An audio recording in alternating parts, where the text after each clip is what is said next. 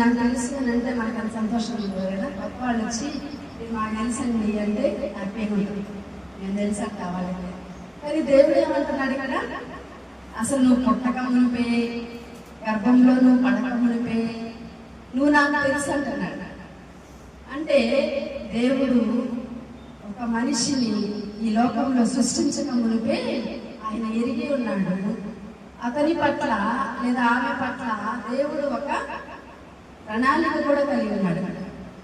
వాళ్ళు పుట్టక మునిపే వాళ్ళు ఏమవ్వాలి, వాళ్ళు ఏం చేయాలి, పెద్ద అయిన తర్వాత వాళ్ళ లైఫ్లో వాళ్ళకున్న పర్పస్ ఏంటి, దేవుడు ముందుగానే అన్ని ఎరిగిన్నాడు, ముందుగానే ఉద్దేశించాడు. మంచి మంచి విషయాలు, ఎలాంటి విషయాలు?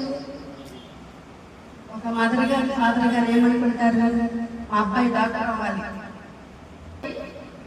ఇంజనీర్ అవ్వాలి, కలెక్టర్ అవ్వాలి, గొప్పవారు అవ్వాలి అని తల్లి గర్భంలో ఉన్నప్పుడే తల్లి ఏమనుకుంటుంది, నా పిల్లలు అలా ఉండాలి, ఇలా ఉండాలి అని ఆలోచన చేస్తూ ఉంటారు, ఆశ పడుతూ ఉంటారు తల్లిదండ్రులు.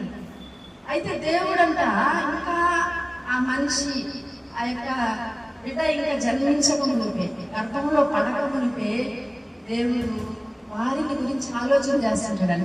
ఈ బిడ్డ ఇలా ఉండాలి, ఈ అమ్మాయి ఇలా ఉండాలి, పెద్ద అయిన తర్వాత నా కొరకు ఈ పనులు చేయాలి, ఇలా జీవించాలి. మనిషి పట్ల దేవునికి ఉన్న ఉద్దేశములు గొప్పవి.